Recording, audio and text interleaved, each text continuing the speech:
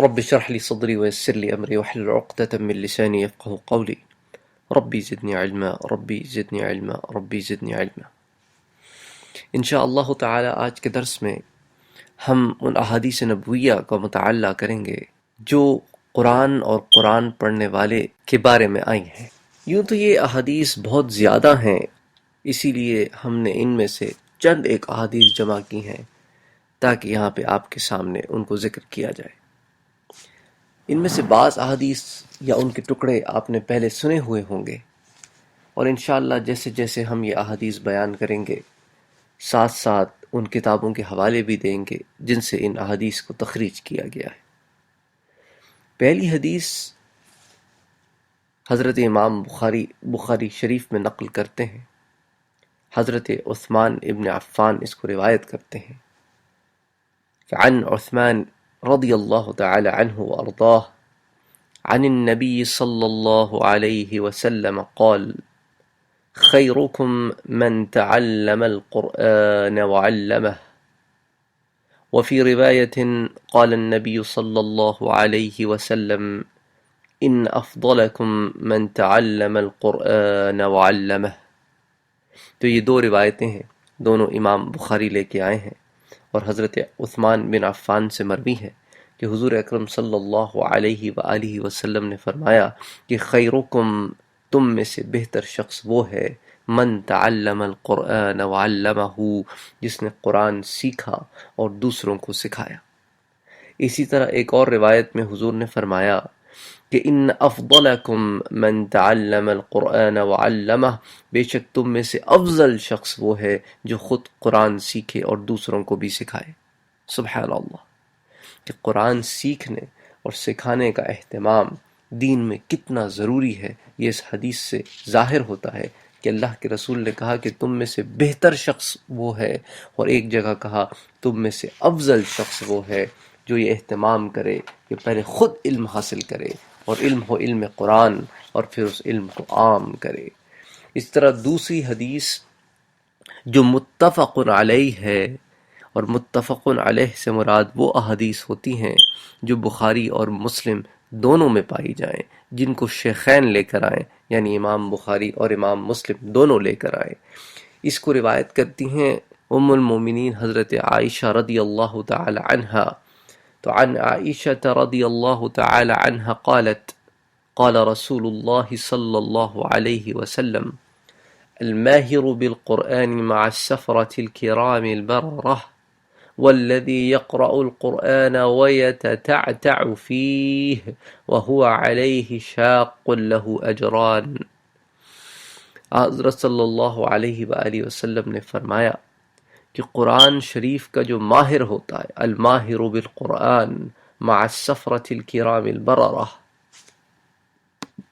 وہ محترم و مکرم فرشتوں اور انبیاء کے ساتھ ہوگا، اور وہ جو شخص قرآن پڑھتا ہو لیکن وَيَتَتَعْتَعْ، اس میں اٹکتا ہو، یعنی پڑھنا اس پہ مشکل ہو، اس کی کوئی بھی وجہ ہو سکتی ہے، یا اول دور ہو، یا کن ذہنی ہو، یا زبان کا موٹا ہونا ہو، یا کوئی وجہ ہو سکتی ہے، لیکن اس پر مشکل ہو، لیکن وہ پھر بھی پڑھنا نہ چھوڑے اور وہ محنت کرے، وَهُوَ عَلَيْهِ شَاقٌ، اور اس پہ یہ گراں بھی گزرتا ہو، اس کے لیے مشکل ہوتا ہو لیکن چھوڑتا نہ ہو، لہو اجران، اس کے لیے دگنا اجر ہے۔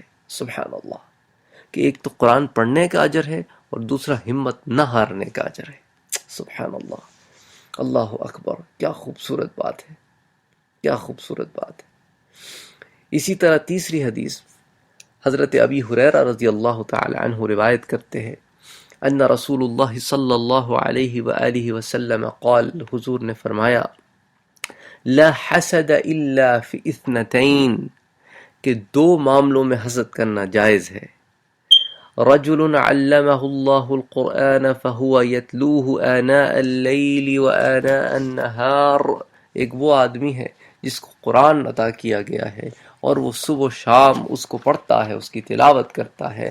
فسمعہ جار لہ، پھر اس کا پڑوسی اس کو سنتا ہے، فقال، اور کہتا ہے لیتنی اوتیت مثل ما اوتی فلان، کاش مجھے بھی عطا ہوتا اتنا قرآن جتنا فلاں کو عطا ہوا ہے، فعملت مثل ما یعمل، تو میں بھی وہ کرتا جو یہ کرتا ہے۔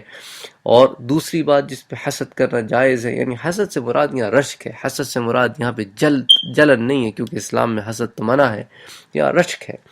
تو دوسری بات جس پہ رشک کرنا، وَرَجُلٌ آتَاهُ اللَّهُ مَالًا فَهُوَ يُهْلِكُهُ فِي الْحَقِّ، اور وہ آدمی جس کو اللہ نے مال کثیر عطا کیا اور اس کو حق میں لگاتا ہو، فَقَالَ رَجُلٌ، تو پھر ایک آدمی کہے جو اس کو دیکھے اس حال میں تو کہے لَيْتَنِي أُوتِيتُ مِثْلَ مَا أُوتِيَ فُلَانٌ، کاش مجھے بھی یہ مال دیا گیا ہوتا اتنا جتنا اس کو دیا گیا ہے، فَعَمِلْتُ مِثْلَ مَا يَعْمَلُ، تو میں بھی وہ کرتا جیسے یہ کرتا ہے۔ تو یہ بھی متفق علیہ حدیث ہے۔ اب یہاں پہ دو تین باتیں ہیں جن کی وضاحت میں کرنا چاہتا ہوں، کہ ایک تو حسد جو ہے یہاں پہ بمانی رشک ہے، بمانی حسد نہیں ہے، کیونکہ حسد کرنا منع ہے، اور ویسے تو رشک کرنا بھی منع ہے سوائے ان دو چیزوں کے علاوہ۔ مثال کے طور پر لوگ دوسری چیزوں پہ رشک کرتے ہیں اور پھر وہ رشک ان کو حسد تک لے جاتا ہے، تو یہ کرنا پھر منع ہے۔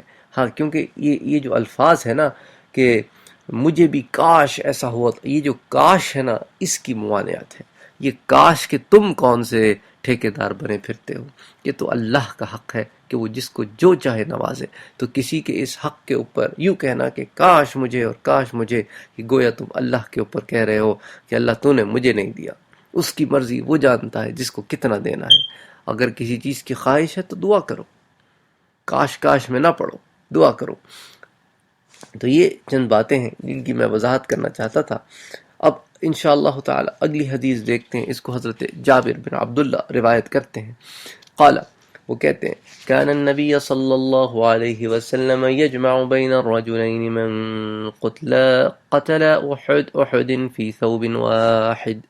یہ پھر حضرت جابر بن عبداللہ غزوہ احد کی بات کو یہاں پہ بیان کرتے ہیں، جس کو ہم غزوہ احد میں سیرت النبی کے ضمن میں ڈسکس کر چکے ہیں، کہ وہ کہتے ہیں کہ جب حضرت صلی اللہ علیہ وآلہ وسلم شہدائے احد کی تدفین کے وقت، اب اس وقت معاملہ یہ تھا کہ کپڑے کی کمی تھی، بعض تو ایسا تھا کہ ایک ہی کپڑے میں دو کو، اور ایک ہی قبر میں دو کو، اچھا اتنا کپڑا تھا کہ اوپر ڈھانکو تو نیچے ہٹ جائے، نیچے ڈھانکو تو اوپر ہٹ جائے، تو اب عالم یہ تھا۔ تو حضور دو صحابہ کرام کو ایک کپڑے میں جمع فرماتے کہ یجمع بین الرجلین من قتل احد فی ثوب واحد، فی ثوب کہتے ہیں کپڑے کو، واحد کہتے ہیں ایک کو، ثم یقول، اس کے بعد فرماتے ایہم اکثر اخذا للقرآن، صحابہ سے پوچھتے یہ بتاؤ کہ ان دونوں میں سے کس کو قرآن زیادہ یاد تھا؟ فَإِذَا أُشِيرَ لَهُ، پھر صحابہ اشارے سے فرماتے کہ فلاں کو زیادہ یاد تھا، تو پھر حضور کیا کرتے؟ فَإِذَا أُشِيرُ لَهُ إِلَىٰ أَحَدِهِمَا قَدَّمَهُ فِي اللَّحْدِ، تو حضور اسے قبر میں پہلے اتارتے اور کہتے وَقَالَ أَنَا شَهِيدٌ عَلَىٰ هَؤُلَاءِ يَوْمَ الْقِيَامَةِ، میں ان لوگوں پہ گواہ ہوں قیامت کے دن۔ سبحان اللہ، اس حدیث کو امام بخاری بھی لے کے آئے ہیں، اس کو امام ترمذی بھی لے کے آئے ہیں، اور اس کو امام ابی داؤد بھی لے کے آئے ہیں، اور اس کو امام نسائی بھی لے کے آئے ہیں۔ اور پانچویں روایت، عن مالک رضی اللہ تعالی عنہ انہ بلغه ان رسول اللہ صلی اللہ علیہ وسلم قال، حضرت مالک، امام مالک بیان کرتے ہیں کہ ان تک روایت پہنچی ہے کہ حضور اکرم صلی اللہ علیہ وآلہ وسلم نے فرمایا، قال ترکت فیکم امرین ان لن تضلوا ما تمسکتم بها، میں تمہارے درمیان دو کام چھوڑے جا رہا ہوں، دو چیزیں چھوڑے جا رہا ہوں، تم گمراہ نہیں ہوگے جب تک ان کو تھامے رکھو گے۔ اور وہ دو کام کیا ہیں؟ کتاب اللہ، اللہ کی کتاب، و سنت نبی، اور اس کے نبی کی سنت۔ اور اس حدیث کو امام مالک نے بھی روایت کیا ہے، اس کو امام حاکم نے بھی روایت کیا ہے، اس کو ابن عبد البر نے بھی روایت کیا ہے۔ اب چھٹی حدیث اس ضمن میں عن زید بن ارقم، حضرت زید بن ارقم روایت کرتے ہیں، قال، کہتے ہیں قام رسول اللہ صلی اللہ علیہ وسلم یوما فینا خطیبا۔ اب آپ غور یہ کیجئے گا، یہ جو پچھلی روایت میں نے آپ سے ذکر کی اور اب جو اگلی روایت میں آپ سے ذکر کرنے جا رہا ہوں، اس کے اندر چند سالوں کا فرق ہے، لیکن علماء کرام جب اس مسئلے کو بیان کرتے ہیں تو پھر دونوں کو جمع کرتے ہیں. کیونکہ دونوں کو جمع کرنے کی ضرورت کیوں پیش آتی ہے؟ کیونکہ دونوں روایتوں میں حضور نے فرمایا کہ میں تمہارے درمیان دو چیزیں چھوڑے جا رہا ہوں. پہلی چیز تو مشترکہ ہے لیکن دوسری چیز دونوں میں الگ ہے، تو اب اس میں مطابقت پیدا کرنے کی ضرورت ہوتی ہے. تو اسی ضمن میں یہ دوسری روایت کے بعد پھر انشاءاللہ آپ کو ایکسپلینیشن دینے کی کوشش کروں گا. تو عن زید بن ارقم رضی اللہ تعالی عنہ قال قام رسول اللہ صلی اللہ علیہ وسلم یوما فینا خطیبا بماء یدعا خما. حضور ہمارے درمیان کھڑے ہوئے خطیب کی بحیثیت خطیب کے، بماء یدعا خما، خما کے پانی پہ، اور یہ پانی جو ہے مکے اور مدینہ کے درمیان ہے. تو یہ واقعہ جو ہے یہ پیش آیا جب حضور اکرم صلی اللہ علیہ وآلہ وسلم حج فرما کے واپس آ رہے تھے، تو بالکل آخری دور کا واقعہ ہے.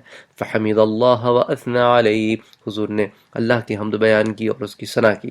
ووعظ وذکر، پھر حضور نے وعظ شروع کیا. ثم قال، پھر فرمایا انا تارک فیکم ثقلین، میں تمہارے درمیان دو بھاری چیزیں چھوڑے جا رہا ہوں. اولہما، ان میں سے جو پہلی چیز ہے، کتاب اللہ فیہ الہدی والنور، وہ اللہ کی کتاب ہے جس میں ہدایت بھی ہے اور نور بھی ہے. فخذوا بکتاب اللہ، تو اللہ کی کتاب میں سے پکڑو، لے لو. واستمسکوا بہ، اور جو لے لو اس کو پھر تھامے رکھو، یعنی جو عمل سیکھو اس پہ عمل کرو.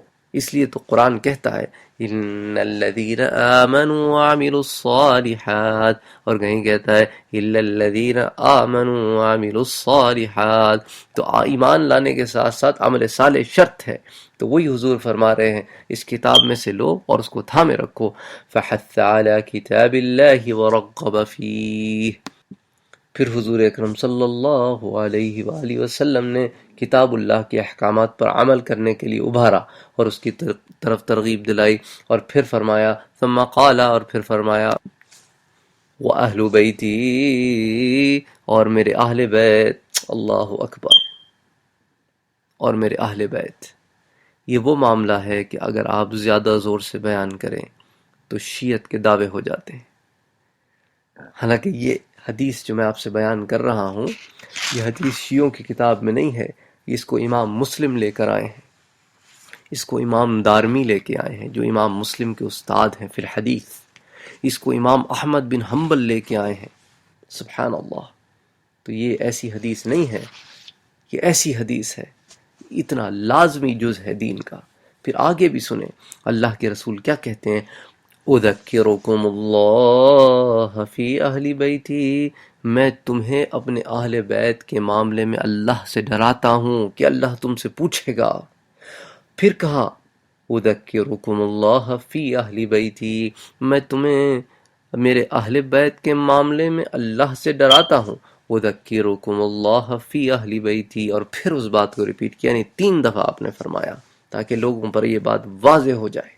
سبحان اللہ، سبحان اللہ. تو اس کو امام مسلم لے کر آئے ہیں فضائل صحابہ میں، اس کو امام نسائی لے کے آئے ہیں فی سنن الکبریٰ میں، اس کو امام احمد بن حنبل اپنی مسند امام احمد بن حنبل میں لے کے آئے ہیں، اس کو امام دارمی سنن دارمی میں لے کے آئے ہیں، اس کو ابن خزیمہ اپنی صحیح میں لے کے آئے ہیں. سبحان اللہ. تو کثرت سے یہ روایت پائی جاتی ہے. تو اب آپ یہ دیکھیں کہ پہلی روایت میں حضور نے کہا کہ کتاب اللہ و سنت النبی و سنت نبی ہی، کہ اللہ کی کتاب اور اس کے نبی کی سنت. دوسرے میں کہا کہ اللہ کی کتاب اور نبی کے اہل بیت. تو اب اس بات میں یہ بات کو جاننا ضروری ہے کہ یہ 2 مختلف باتیں نہیں ہیں. اب نبی کی سنت تم سیکھو گے کس سے؟ کچھ تو سیکھ لو گے صحابہ سے، اور باقی جو گھر کا معاملہ ہے، جو رشتہ داروں کا معاملہ ہے، جو بیوی کا معاملہ ہے، جو بیٹی کا معاملہ ہے، جو بیٹے کا معاملہ ہے، جو پوتوں کا معاملہ، جو نواسوں کا معاملہ ہے، جو نواسی کا معاملہ ہے، یہ پھر معاملات کس سے سیکھو گے؟ اور پھر ساس سسر کے ساتھ کیا معاملات تھے، ساس سسر کے ساتھ کیا معاملات تھے، سالوں کے ساتھ کیا معاملات تھے، چچے کے ساتھ کیا معاملہ تھا، کزنز کے ساتھ. اللہ اکبر. یہ سب تو تم کو اہل بیت بتائیں گے نا. تو اس لیے دین کا بہت ضروری جز ہے کہ داخلی معاملات اور خارجی معاملات یہ دونوں مل کے پھر دین ہوتے ہیں، کہ سنت نبی ہی پہ کہیں ایسا نہ ہو کہ تم صرف خارج لے لو اور داخل چھوڑ دو۔ داخل بہت ضروری ہے، کیونکہ گھر والے جتنا بیان کریں گے باہر والے نہیں بیان کر سکتے۔ باہر والے تو کبھی دیکھا کبھی نہیں دیکھا، گھر والوں کا تو روز کا دیکھنا ہے، روز کا معمول ہے۔ تو اہل بیت بہت ضروری ہیں سنت نبی صلی اللہ علیہ وآلہ وسلم سننے کے لیے، سمجھنے کے لیے اور جاننے کے لیے۔ اور ایک روایت میں حضور نے فرمایا کہ کتاب اللہ فیہ الہدی والنور، کتاب اللہ کیونکہ اس میں ہدایت ہے اور وہ نور ہے۔ من استمسک بہ واخذ بہ، جس نے اس کو پکڑا اور زور سے پکڑے رکھا اور چھوڑا نہیں اور اس پہ عمل کرتا رہا، کان علی الہدی، وہ ہدایت پر ہے۔ ومن اخطأہ ضل، اور جس نے اس کو چھوڑ دیا وہ گمراہ ہو گیا۔ تو کتاب اللہ اتنی ضروری ہے۔ اور ایک اور روایت میں جس کو امام مسلم اور امام نسائی لائے ہیں، پہلی روایت جو میں نے آپ سے بیان کیا اس سے پہلے اس کو امام مسلم اور ابن خزیمہ لائے ہیں، اور اب جو روایت بیان کرنے جا رہا ہوں اس میں اللہ کے رسول نے فرمایا کہ میں تمہارے درمیان دو بھاری چیزیں چھوڑے جا رہا ہوں۔ تو دوسری بھاری چیز تو اہل بیت ہے۔ پہلی بھاری چیز کے بارے میں حضور نے کیا فرمایا؟ احدہما، ان میں سے ایک بھاری چیز کیا ہے؟ کتاب اللہ، وہ اللہ کی کتاب ہے، ہوا حبل اللہ، وہ اللہ کی رسی ہے۔ یعنی کہنے کا کیا مقصد ہے؟ یہ تمہیں تمہارے رب سے جوڑے رکھے گی، یہ تمہارے رب کے ساتھ تمہارا کنیکشن ہے۔ حبل اللہ ہے، یہ رسی ہے۔ من اتبعہ کان علی الہدی، جو اس کی اتباع کرے گا وہ ہدایت پر ہوگا۔ ومن ترکہ کان علی ضلالہ، اور جو اس کو چھوڑ دے گا وہ گمراہی میں پڑ جائے گا۔ اب آپ خود ہی اندازہ لگائیں کہ ہمارے جو آج کل کے معاملات گمراہی میں چل رہے ہیں اس کی وجہ یہ ہے کہ ہم نے کتاب اللہ کو چھوڑ دیا ہے، یا پڑھتے تو ہیں پر عمل نہیں کرتے۔ یہ دونوں لازم و ملزوم ہیں کہ پڑھا بھی جائے اور عمل بھی کیا جائے۔ اب اگلی حدیث اس کا حضرت ابن عباس روایت کرتے ہیں، قال قال رسول اللہ صلی اللہ علیہ وآلہ وسلم ان الذي ليس في جوفه شيء من القرآن كالبيت الخرب، جس دل کا عالم یہ ہو کہ اس میں قرآن میں سے کچھ نہ پایا جائے وہ ویران گھر کی طرح ہے۔ انا للہ و انا الیہ راجعون۔ اب ویران گھر کا کیا عالم ہوتا ہے؟ ویران گھر کا عالم یہ ہوتا ہے کہ اس میں آپ داخل ہوتے ہوئے ڈرتے ہیں، اس کی حالت ایسی ہوتی ہے کہ پہلے اس کو شدید صفائی کی ضرورت ہوتی ہے، جالے مٹی سے اٹا ہوا، خوف، عجیب حالت ہوتی ہے۔ تو وہ حال ہوتا ہے اس دل کا جس میں قرآن نہیں، حلق کا نہیں۔ حلق سے تو سارے قرآن پڑھتے ہیں، لیکن قرآن کا دل میں محفوظ ہونا بہت ضروری ہے۔ اللہ اکبر۔ اور یہ وہ حدیث ہے جس کو امام ترمذی بھی لائے ہیں، امام دارمی بھی لائے ہیں، اور امام احمد ابن حنبل بھی لائے ہیں۔ وقال الترمذی، اور امام ترمذی کہتے ہیں کہ ھذا حدیث صحیح حسن صحیح، یہ حدیث حسن صحیح ہے۔ وقال الحاکم، اور امام حاکم کہتے ہیں کہ ھذا حدیث صحیح الاسناد، کہ اس کی سند بالکل ٹھیک ہے۔ اللہ اکبر، لا الہ الا اللہ محمد رسول اللہ۔ اگلی حدیث عن عبداللہ ابن مسعود، حضرت عبداللہ ابن مسعود یہ روایت لائے ہیں۔ اچھا، اس ضمن میں آپ کو یہ بھی بتاتا چلوں کہ لفظ عبداللہ جو ہے، اگر صرف عبداللہ آئے اور ساتھ کوئی لاسٹ نیم نہ ہو تو اس کا اطلاق عبداللہ ابن مسعود پر ہی ہوتا ہے۔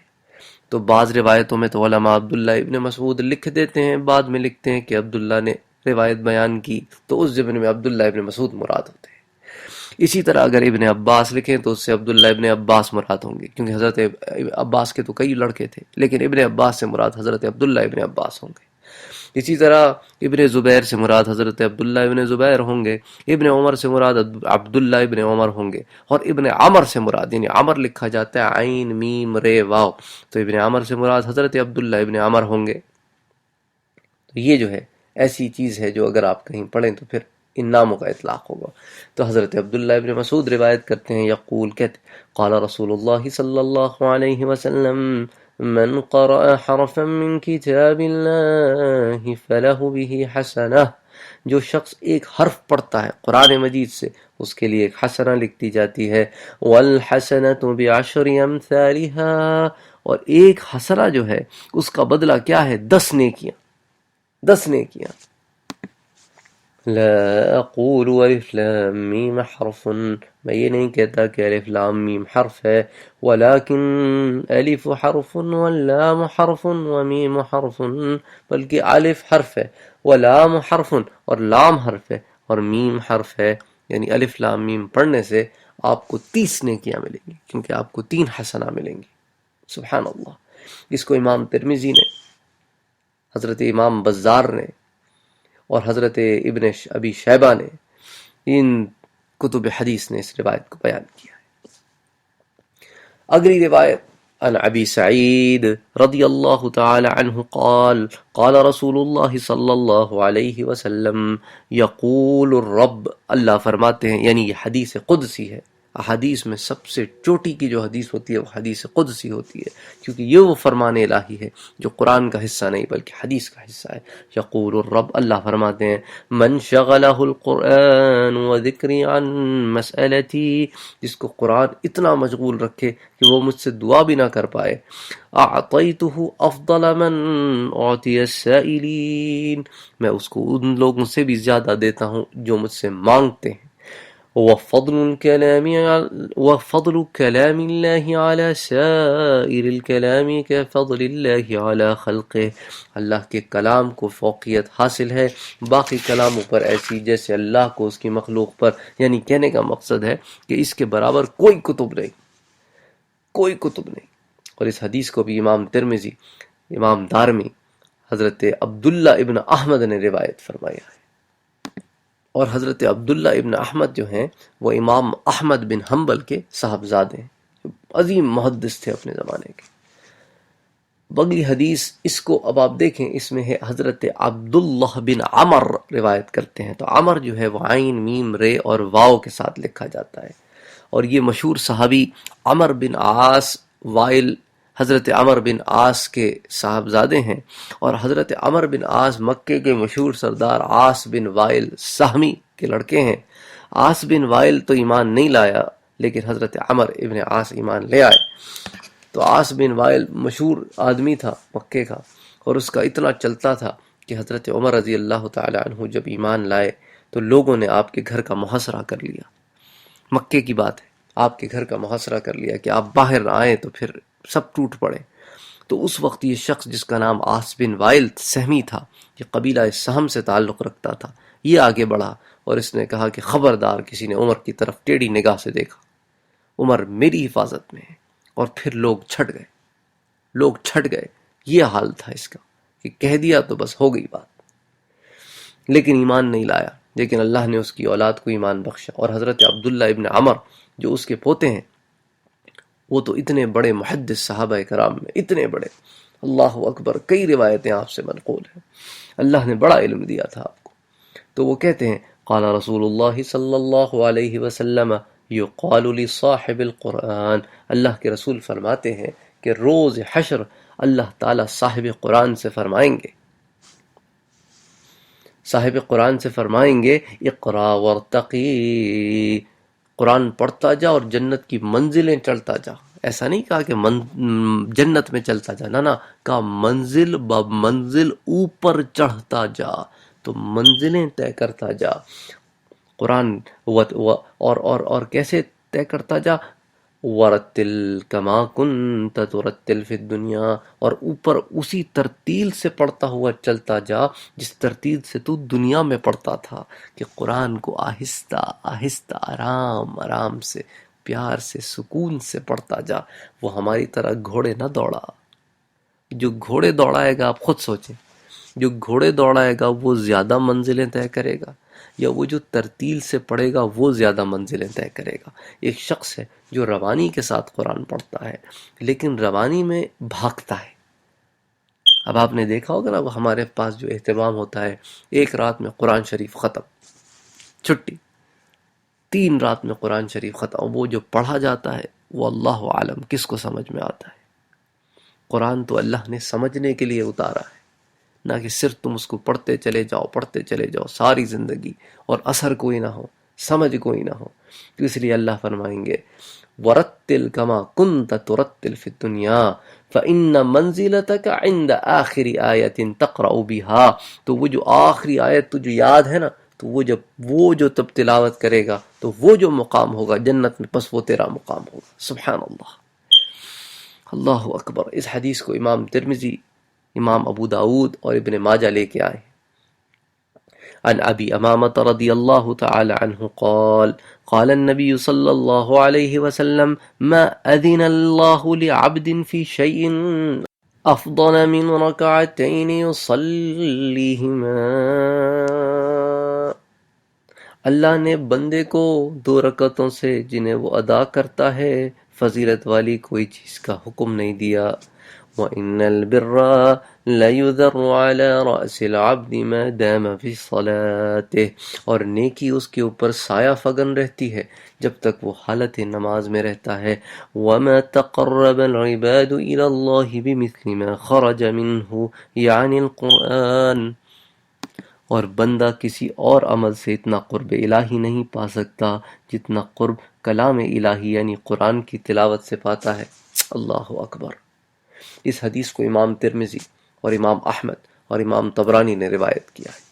اگلی حدیث عن جبیر بن نفیر رضی اللہ تعالی عنہ قال قال النبی صلی اللہ علیہ وسلم انکم لن ترجعوا الى اللہ بافضل مما خرج منہ یعنی القرآن۔ حضرت جبیر بن نفیر رضی اللہ تعالی عنہ بیان کرتے ہیں کہ حضور نے فرمایا بے شک تم قرآن سے افضل کوئی شے لے کر اللہ کی طرف نہیں لوٹو گے۔ سبحان اللہ۔ اس کو حضرت امام ترمذی نے روایت کیا ہے۔ تو یہ تمام روایتوں کا مقصد کیا ہے کہ قرآن کا پڑھنا کتنا ضروری ہے۔ قرآن تعلق ہے ہمارا اللہ سے، ہمارا دین امپروو کرنے کے لیے۔ اب آپ اگلی حدیث سنیں، سبحان اللہ۔ عن سہل بن معاذ الجہنی، حضرت سہل بن معاذ الجہنی روایت کرتے عن ابیہ اپنے ابا سے، ان رسول اللہ صلی اللہ علیہ وسلم قال، حضور نے فرمایا من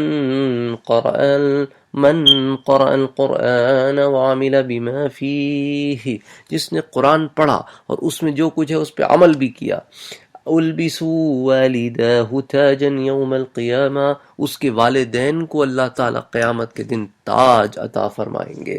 ضوءہ احسن من ضوء الشمس فی بیوت الدنیا لو کانت فیکم، اور دنیا میں جو تم جن گھروں میں رہتے ہو، جس پہ سے پردے ہٹاتے ہو، صبح کے وقت آ کے روشنی اندر آئے اور روشنی لاٹے مارتے ہوئے اندر آ کے تمہارے سارے گھر کو روشن کر دیتی ہے، اس سورج سے زیادہ چمکتا ہوا، اس سورج سے زیادہ روشن وہ تاج ہوگا۔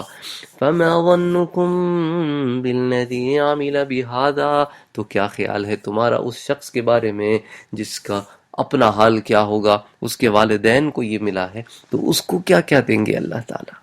اللہ اکبر، اس کو کیا کیا دیں گے؟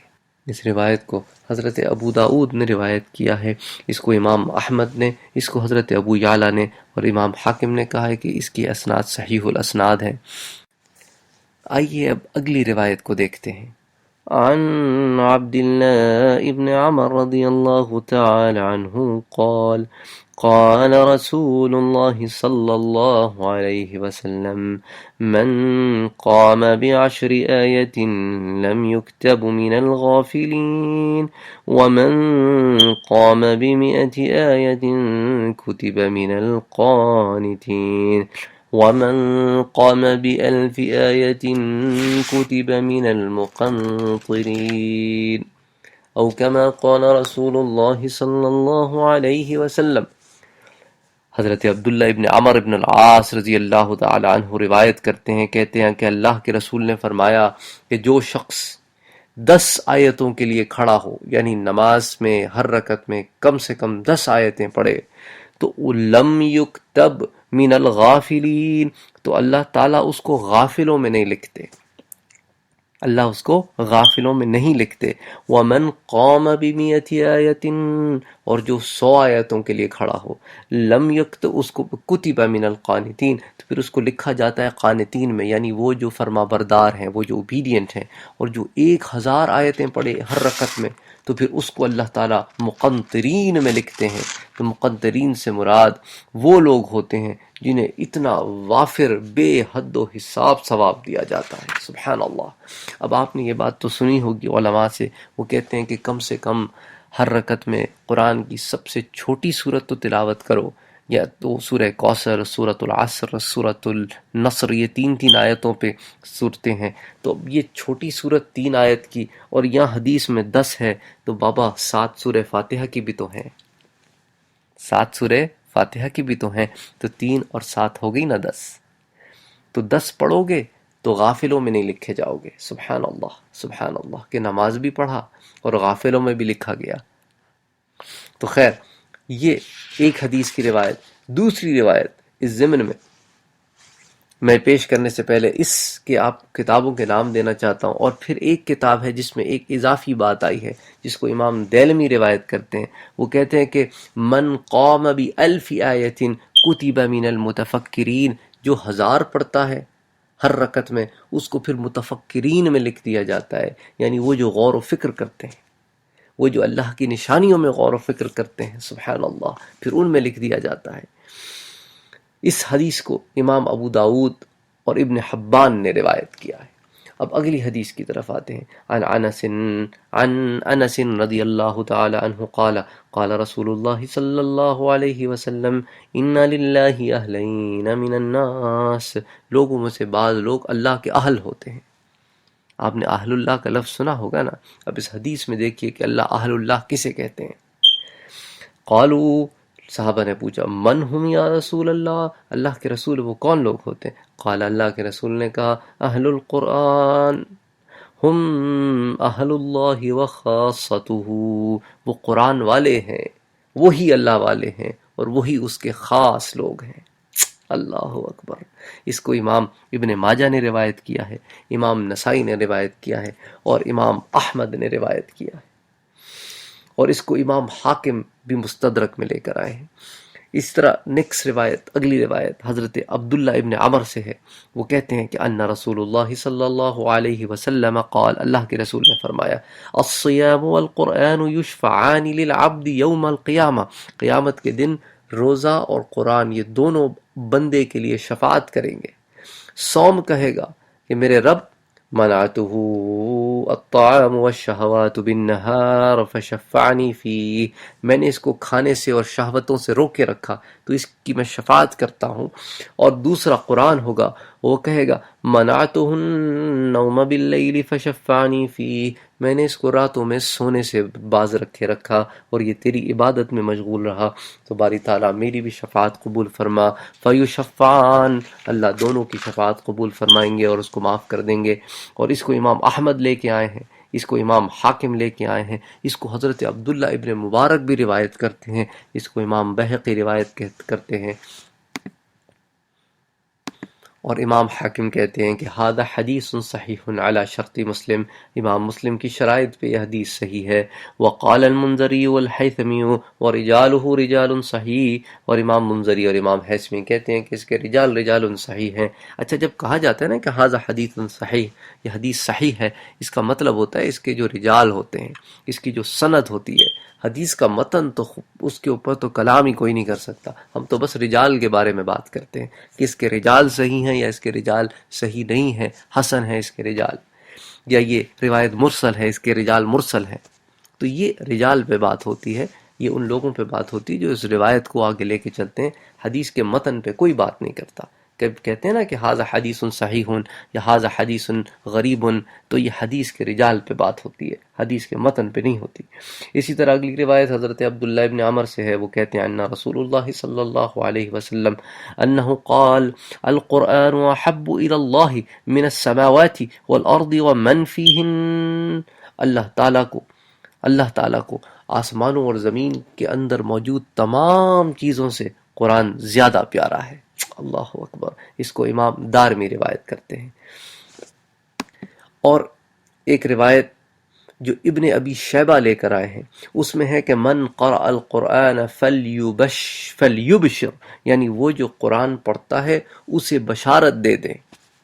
اور اسی طرح ایک اور روایت ہے جو حضرت عبداللہ سے ہے، یعنی حضرت عبداللہ ابن مسعود سے ہے، وہ کہتے ہیں من احب القرآن فلیبشر، تو جو قرآن پڑھتا ہے، جو قرآن سے محبت رکھتا ہے، اس کے لیے بھی بشارت ہے، یعنی جو پڑھتا ہے اس کے لیے بھی بشارت ہے، جو محبت رکھتا ہے اس کے لیے بھی بشارت ہے، کیونکہ قرآن اللہ تعالیٰ کو کائنات کی ہر شے سے زیادہ محبوب ہے، اور قرآن کے لانے والا حبیب ہے، وہ بھی اللہ کو اپنی خلق میں سب سے زیادہ محبوب ہے۔ آئے ہائے ہائے، حبیب کو دیا گیا ہے نا، اس لیے قرآن بھی محبوب ہے۔ اب اگلی روایت حضرت عبداللہ ابن مسعود لے کے آتے ہیں، عن النبی صلی اللہ علیہ وسلم، اللہ کے رسول نے فرمایا ان هذا القرآن مأدبۃ اللہ، یہ قرآن جو ہے یہ اللہ کا دسترخوان ہے، فاقبلوا من مأدبته، تو اس دسترخوان میں سے کھا لیا کرو، مستطعتم، جتنا تمہاری استطاعت ہو، ان هذا القرآن حبل اللہ، یہ قرآن اللہ کی رسی ہے، والنور المبین، ایک چمکتا دمکتا نور ہے، والشفاء النافع، اور ایسی شفا ہے جو نفع بخش ہے، عصمت لمن تمسک بہ، جو اس پر عمل کرے اس کے لیے باعث حفاظت ہے، والنجات لمن اتبعہ، اور جو اس کی پیروی کرے اس کے لیے باعث نجات ہے، لا یزیغ فیستعتب ولا یعوج فیقوم، یہ ایسی کتاب ہے جو جھکتی نہیں کہ اس کو کھڑا کرنا پڑے، اور ٹیڑھی بھی نہیں ہے بلکہ سیدھی ہے، ٹیڑھی نہیں ہے، یہ بالکل سیدھی کتاب ہے، یعنی کہ اس کا راستہ ہدایت کا راستہ ہے، اور اس میں کوئی جھول نہیں ہے کہ یہ کسی کے لیے کمپرومائز نہیں کرتی کہ ہاں بھائی آج دل نہیں چاہ رہا تو ایسا کرو مغرب کی تم 2 پڑھ لو، عشاء کی 1 پڑھ لو، یہ ایسا نہیں ہے، کتاب میں نہ جھول ہے، نہ جھکاؤ ہے، نہ ٹیڑھا پن ہے، یہ سیدھی کتاب ہے۔ اور ایک اور بات اس کتاب کی جو معجزات میں ہے، وَلَا تَنْقَضِي عَجَائِبُهُ، اور اس کے اندر چھپے اسرار و رموز اور نکات و حکم کبھی ختم نہیں ہوتے، کبھی، وَلَا يَخْلَقُ مِن كَثْرَةِ الرَّدْ، نہ یہ تمہیں بار بار پڑھنے سے پرانی معلوم ہوتی ہے کہ دل میں بوجھ ہو، اتلوہ فإن اللہ یأجرکم علی تلاوتہ کل حرف 10 حسنات، اور یاد رکھو اللہ تعالی ہر حرف کے عوض 10 نیکیاں عطا فرماتے ہیں۔ تو اللہ کے رسول مزید فرماتے ہیں کہ میں نہیں کہتا کہ الف لام میم ایک حرف ہے، بلکہ کہتا ہوں کہ الف ایک حرف ہے، لام ایک حرف ہے، اور میم ایک حرف ہے۔ اس حدیث کو امام دارمی نے روایت کیا ہے، اس کو امام ابن ابی شیبہ نے روایت کیا ہے، اس کو عبد الرزاق نے روایت کیا ہے، اس کو امام حاکم نے روایت کیا ہے۔ سبحان اللہ، کئی کتب حدیث میں حدیث آئی ہے۔ اسی طرح اگلی حدیث عن اسید بن حدیر انه كان يقرأ وهو على ظهر بيته، حضرت اسید ابن حدیر رضی اللہ تعالی عنہ، اللہ اکبر، اتنی خوبصورت حدیث ہے، وہ بیان کرتے ہیں کہ میں اپنے گھر کی چھت پر قرآن پڑھ رہا تھا، وَهُوَ حَسْنُ صَوْتٍ، اور وہ بہت خوبصورت آواز والے تھے، فجاء رسول اللہ صلی اللہ علیہ وسلم فقال، حضرت اسید حضور کی خدمت میں حاضر ہوئے اور عرض کیا، یا رسول اللہ صلی اللہ علیہ وسلم، بین اقرأ اذ غشینی شیء کالسحاب، جب میں قرآن پڑھتا ہوں تو بادلوں کی طرح کوئی چیز مجھے گھیر لیتی ہے۔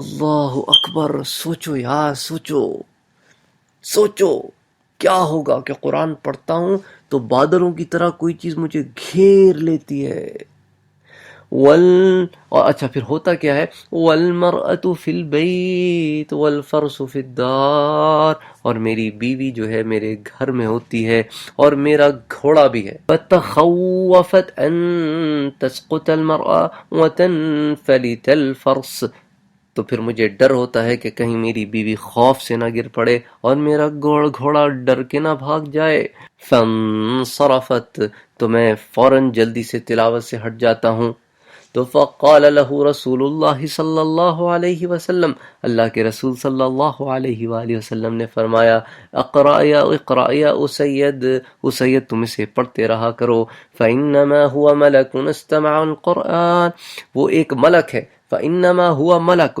وہ ایک فرشتہ ہے، استمع القرآن، وہ قرآن کو بہت شوق سے سنتا ہے، اس لیے تم کو گھیر لیتا ہے۔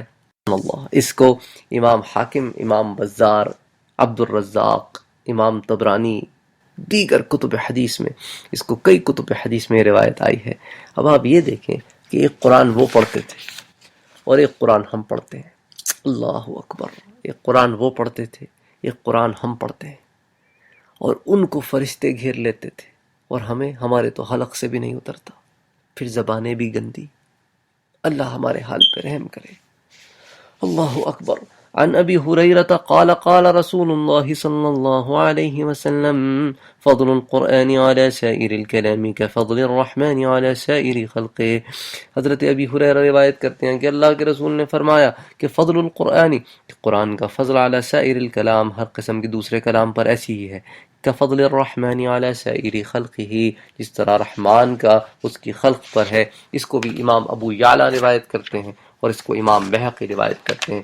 اگلی حدیث عن الحسن، حضرت حسن رضی اللہ تعالی عنہ بیان کرتے ہیں، قال قال رسول اللہ صلی اللہ علیہ وسلم، اللہ کے رسول نے فرمایا، لا فاقۃ لعبد یقرأ القرآن ولا غنى له بعدا، جو شخص قرآن پڑھتا ہے اس شخص کو کبھی فاقہ نہیں ہوگا، اور اس قرآن کے بعد اس کے لیے اس سے بڑی کوئی غنا نہیں ہوگی، کوئی دولت مندی نہیں ہوگی۔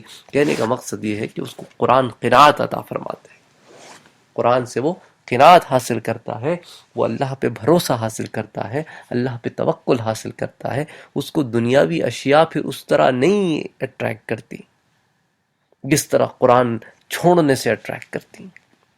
تو یہاں مقصد یہ ہے کہ فاقے سے مراد اس کے اندر کی جو ٹیمپٹیشن ہے وہ کنٹرول ہو جاتی۔ حضرت جانا کے شاگرد نے ان سے پوچھا کہ حضرت آپ کو کبھی اداس نہیں دیکھا، آپ ہمیشہ ہنستے مسکراتے رہتے ہیں۔ تو کہنے لگے بیٹا ہماری مرضی کے خلاف کوئی کام ہو تو ہم ناراض ہونا۔ تو اس نے کہا یہ کیا بات ہوئی، کام تو اللہ کی مرضی سے ہوتے ہیں۔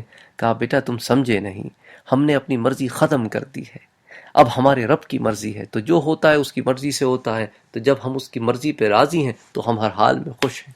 اللہ اکبر۔